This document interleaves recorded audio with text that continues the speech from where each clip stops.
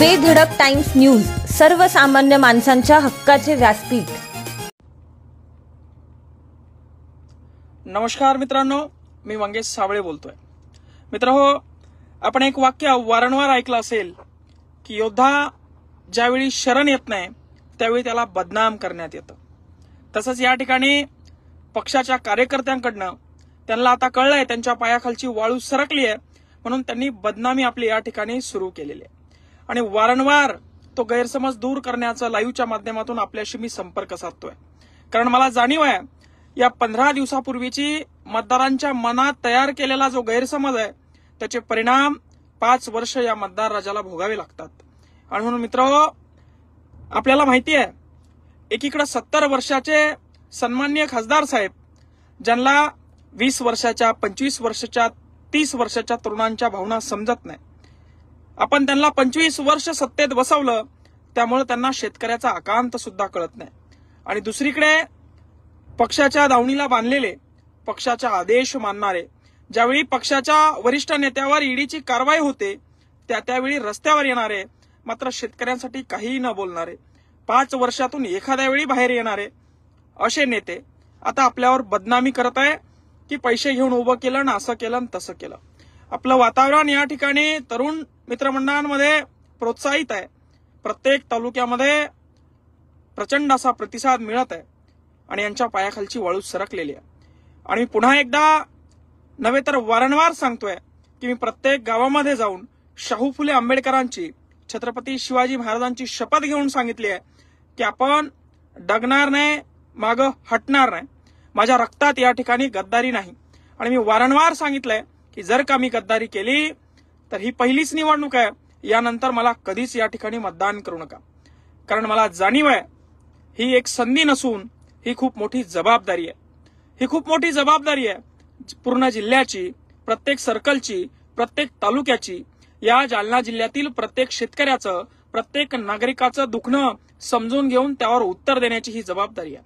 त्या लोकशाहीच्या मंदिरामध्ये या जालना जिल्ह्याच्या शेतकऱ्यांचा आवाज, यांच्या दुधांचा भाव, यांच्या मालाचा भाव, यांच्या कपासीचा भाव, यांच्या मक्याचा भाव, यांच्या सोयाबीनचा भाव, त्या ठिकाणी त्या लोकशाहीच्या मंदिरामध्ये वारंवार आवाज देऊन त्या झोपलेल्या देवताला जागा करण्याची ही जबाबदारी आहे। आणि 25 वर्ष आपण एका माणसाला ही जबाबदारी दिली होती, त्यांनी मालक होऊन या ठिकाणी ते बसलेत। ते विसरलेच की सालदार होऊन 5 वर्ष जनतेचा सालदार होऊन या ठिकाणी आपल्याला काम करायचं, मात्र हे विसरून गेलेत। हे राजकीय पुढारी विसरून गेलेत की आपण जनतेचे सालदार आहोत, जनतेच्या करावर आपला या ठिकाणी पगार होतो। आणि म्हणून आता सामान्याच्या घरातून एक शेतकऱ्याचं पोरगं उभं राहतंय तर यांच्या पोटात दुखतंय। आणि यांच्या पक्षाचे कार्यकर्ते आता प्रत्येक ठिकाणी बदनामी करायला यांनी सुरुवात केली। आणि पुन्हा एकदा आपल्याला स्पष्ट करतो की आपण उमेदवारी अर्ज दाखल केलेला आहे आणि आपण विजयाचा रथ आपल्या साक्षीनं खेचून आणणार आहोत।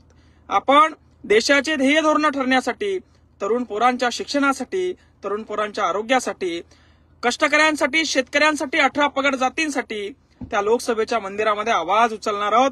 वेळ प्रसंगी प्रत्येक मुद्द्यावर या ठिकाणी आपण रस्त्यावर येणार आहोत। आणि हे आता त्यांच्या लक्षात आलंय की लोक, नागरिक, मतदार हा सुशिक्षित झालेला आहे आणि आता तो कुठल्याही भूलथापाला बळी पडणार नाही। म्हणून जो शरण येत नाही त्याला बदनाम करण्याचं काम, षड्यंत्र करण्याचं काम हे लोक करत आहेत। मी पुन्हा एकदा आपल्या सर्वांना विनंती करतो की आपलं असंच काम चालू ठेवा। प्रत्येक गावामध्ये, प्रत्येक बूथवर, प्रत्येक सर्कलला, प्रत्येक तालुक्यामध्ये व्यवस्थितरित्या मतदान येत्या 13 तारखेला करून घ्या। येत्या 29 तारखेला आपल्याला चिन्ह भेटणार आहे। ते चिन्ह प्रत्येकापर्यंत पोहोचण्याची जबाबदारी सुद्धा आपलीच आहे। ते आलं की सोशल मीडियाच्या माध्यमातून, थोड्याशा प्रचार प्रसाराच्या माध्यमातून आम्ही ते आपल्यापर्यंत पोहोचवू। या ठिकाणी जालना जिल्ह्याचं भविष्य आपल्या हातात आहे आणि कुठल्याही भूलथापाला बळी न पडता आपण प्रामाणिकपणे आपल्या लेकरांचा भविष्याचा विचार करून, आपल्या आरोग्याचा विचार करून, आपल्या शिक्षणाचा विचार करून, आपल्या भौतिक गोष्टींचा विचार करून येत्या 13 तारखेला आपण मतदान करायचं। धन्यवाद मित्रांनो। जय जिजाऊ, जय शिवराय, जय भीम। Thanks for watching. अशाच प्रकारच्या नवनवीन बातम्या व मुलाखती पाहण्यासाठी सबस्क्राईब करा बेधडक टाइम्स न्यूज हे YouTube चॅनल।